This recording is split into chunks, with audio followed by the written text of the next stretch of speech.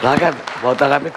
Oh ya, saya ingin tanggapi bahwa setiap bangsa, setiap negara, setiap zaman itu memunculkan satu tantangan. Ya. Nah, tantangan ini butuh pemimpin. Nah, pemimpin yang seperti apa?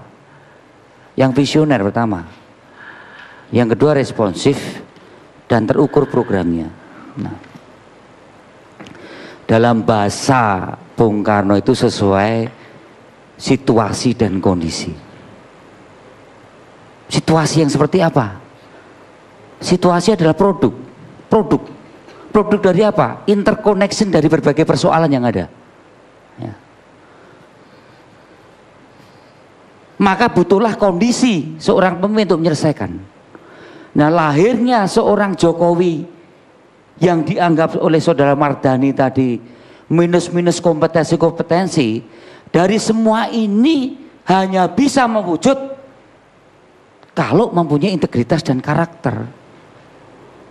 Pemimpin-pemimpin yang disampaikan oleh saudara Mardhani soal kapasitas, soal kemampuan manajerial, tetek bengek tadi, karakternya minim buat seorang pemimpin Indonesia.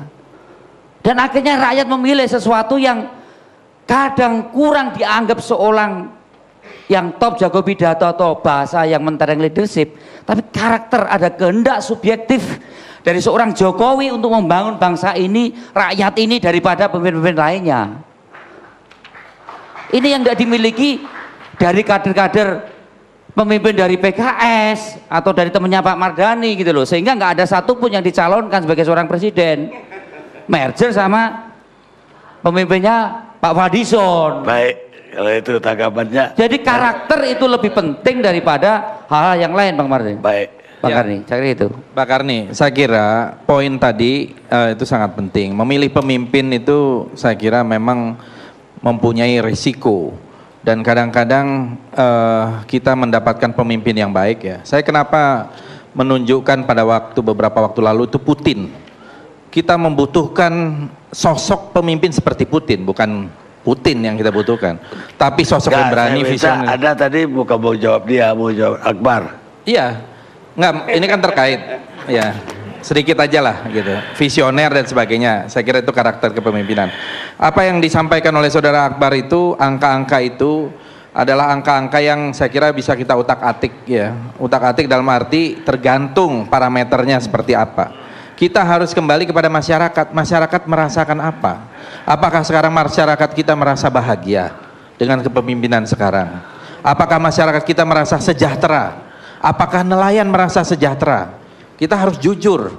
Apakah nelayan kita sejahtera? Apakah petani kita sejahtera? Menurut saya tidak sejahtera. Banyak laporan kepada kita karena pelarangan yang Anda akui sendiri, cantrang itu pendapatan mereka berkurang.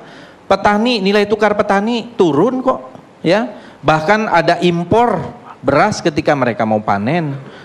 Begitu banyaklah angka-angka. Kalau kita perdebatkan angka-angka ini, saya kira temanya bukan soal berbalas pantun itu. Jadi kita bisa detail satu persatu perdebatan itu kepada angka-angka yang saya kira termasuk kemiskinan, poverty line. Ya kalau ditarik 2% sesuai dengan standar internasional UNDP, maka kemiskinan itu bisa di atas 100 juta orang, gitu ya. Kalau yang sekarang ya dia utak-atik, ada kedalaman kemiskinan, nyaris miskin dan sebagainya. Kita periksa satu persatu parameter-parameter yang ada. Jadi jangan kita terjebak dengan akrobat angka-angka itu. Baik. Ya, Pak Karni sedikit. Saya kira ada jawab lagi. Sedikit aja. Saya udah kasih kubu sini satu, sini satu. Saya butuh 30 detik saja. Jadi gini Pak Karni. Pertama saya paham. Oke, tapi maksud saya begini, kalau bisa jelas. Bangunlah argumentasi yang bisa diterima, jangan sampai gelagapan seperti itu.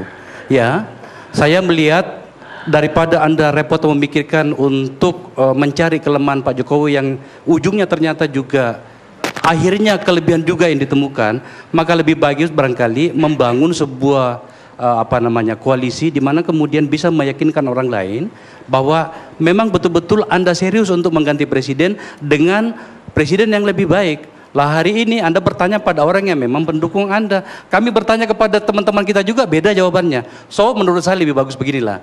Realitasnya bahwa angka yang saya temukan itulah angka yang resmi. Saya harus bilang apa? Saya nggak bisa ngarang. dengan angka-angka itu. Maka kemudian lebih baik kemudian maksud saya angka resmi itu pun masih bisa kita perdebatkan. Iya, saya tentu saja iya. Artinya belum tentu bahwa itu mencerminkan realitas. Setuju ini saja, yang kita saya mau setuju. bawa. Iya. Jangan masyarakat itu dicekoki dengan angka-angka seolah-olah mereka bahagia, seolah-olah mereka Loh, makmur. Mas, nggak bisa gitu, Mas. Ini Anda- seolah-olah sejahtera gitu loh.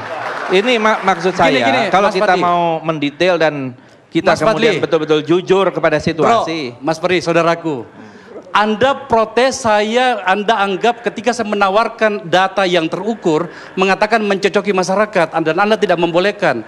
Tetapi kemudian saya tidak boleh protes ketika kemudian Anda menjual baju kos ganti presiden dengan parameter yang tidak jelas.